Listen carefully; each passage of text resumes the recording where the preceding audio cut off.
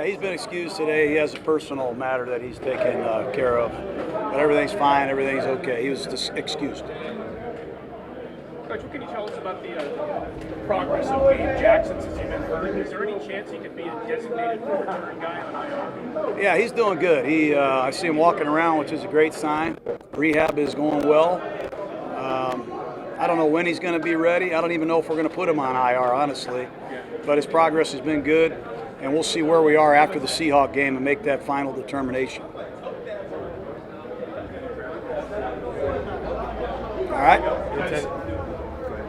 Are you intending to play just mostly guys who are challenging for jobs? Yeah, pretty much. Yeah, we won't play everybody. There'll be some guys that have a full slate ahead of themselves.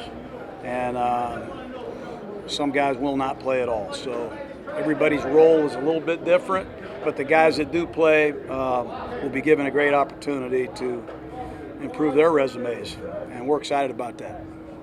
Are you in the same boat with Justin Ellis that you are with Gabe, basically wait until after the Seattle game to see where? I mean, I know he's out this week. You know, don't know when he's going to be ready, so we'll have to gather all the information, obviously, after the Seahawk game. See who's available, see what we're going to do. But right now, he's not ready to go.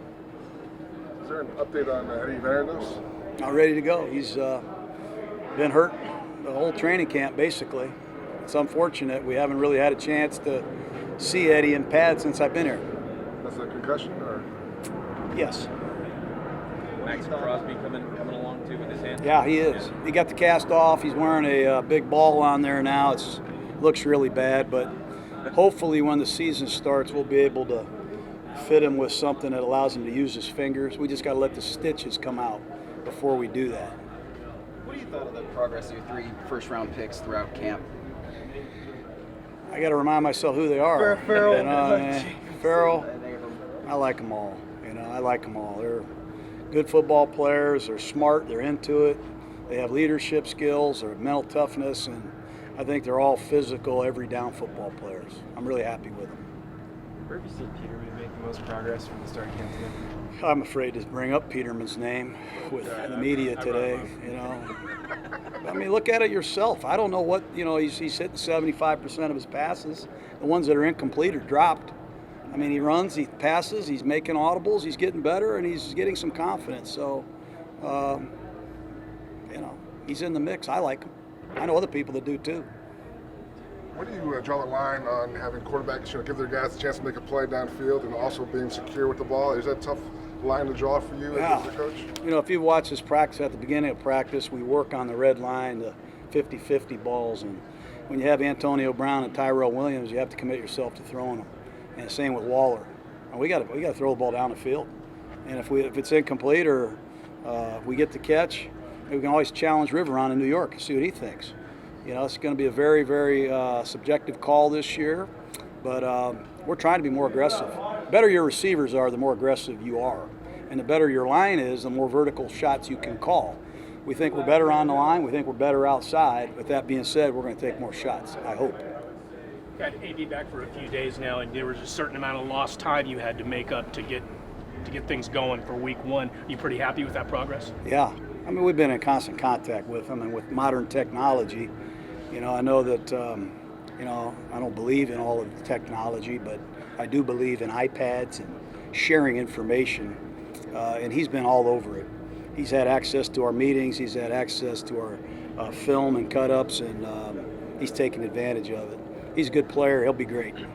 As this preseason starts to wind down, John, how much more comfortable have you seen Derek in this offense in his second year? Yeah, I think you got to ask him. He looks comfortable to me. I think he's had a great OTA period. He's had a great camp. He's only had one drive, but he's got great rapport, I think, with his receivers. He showed a lot of leadership and command. And I think the better our defense plays, the better our offensive line and receivers are, I think the better he'll be. And I just hope I don't screw it up. I feel like through 3 preseason weeks, you've gotten a better sense of when you might or might not challenge a pass interference call? Not really. I've always felt, right or wrong, that pass interference should call itself. We should all be sitting there watching the game and go, that's PI. And if it's close, you don't call it. I know a lot of people don't see it like that, but Jerry Austin, who's on our staff, who was the white hat in 3 Super Bowls, I sat next to in the booth. That's how he looked at it. You know, you only make that call if it's pretty obvious. I don't want to split hairs and watch super duper quadruple slow-mo to see if it is or isn't. To me, that's irrational and insane. Sounds good. How many spots do you think are open on Thursday night for grabs? How many roster spots are up for grabs on Thursday? That's a good question. You know, I think the big part of that is you know, the injury status of our team, you know, and who becomes available. You know, we've been talking to a lot of teams. A lot of teams have been talking to us about roster changes, et cetera. So there's a lot that goes into that right now. Okay, guys?